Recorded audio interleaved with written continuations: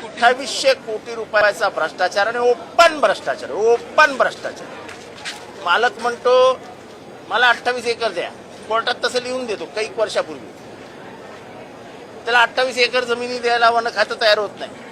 लढाई वन खात्याची असते आणि अचानक वन खातं इथे सगळं झाल्यानंतर लॉ अँड ज्युडिशरीमध्ये कायद्या आणि ह्याच्यामध्ये परमिशन मागायला जाते.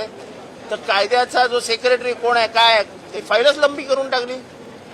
फाईल गहाळ. म्हणजे गणेश नायकांनी पैसे खाल्ले असं माझं मत नाही, पण शेवटी वन खात्याने लोचा केला ना. वन खातं जर सुप्रीम कोर्टात व्यवस्थित वेळेत गेलं असतं तर महानगरपालिकेच्या तकलादू महानगरपालिकेची सेटिंग करून महानगरपालिकेला पुढे पाठवून वन खात्याला मागे थांबवून हा सगळा घोटाळा करून घेतला.